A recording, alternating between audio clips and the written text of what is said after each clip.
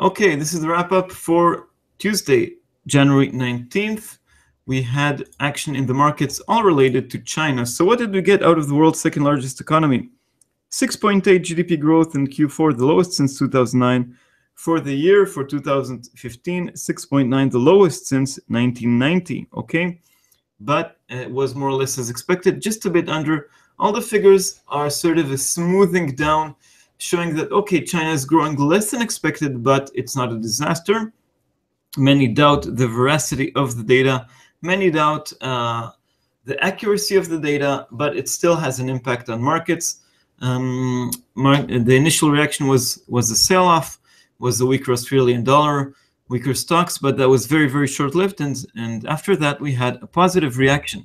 So positive reaction means stronger Australian dollar rising above 69 cents. Australia is dependent on China. After the initial dip, we had a rise. 69 is support, 70 is resistance, further support 68.30. Okay, markets are still digesting the news from China. So far, so good, believing China and seeing the situation could have been worse, but this sentiment will not necessarily last. In recent days, we had lots of doom and gloom.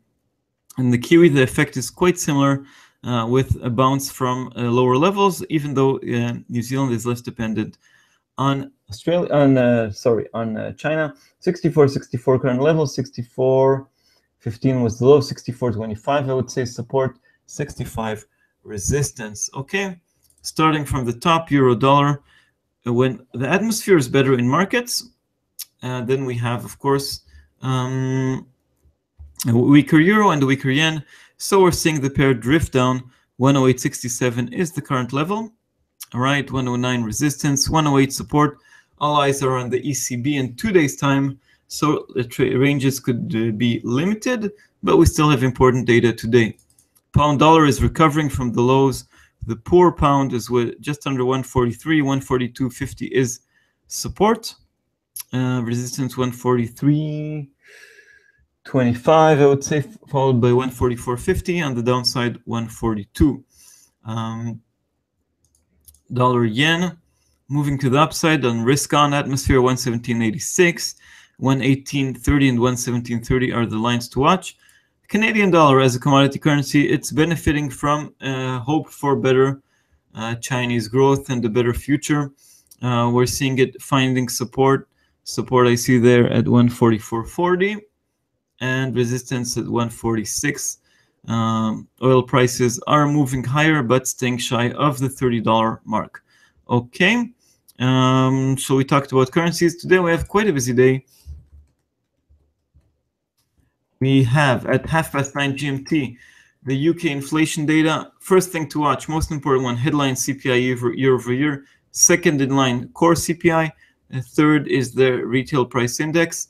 Expectations are for a rise in the headline CPI from 0.1 to 0.2, but we had so many disappointments from global inflation figures. I wouldn't be surprised to have another slip to the downside. It's data for December before the most recent fall in oil prices, but still reflective.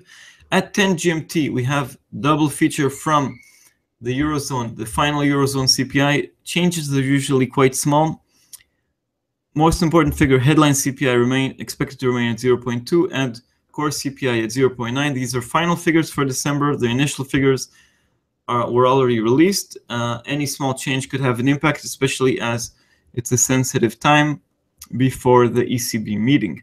Okay, and we have also the German zoo economic sentiment, assuming we don't have a change in CPI. This will take center stage.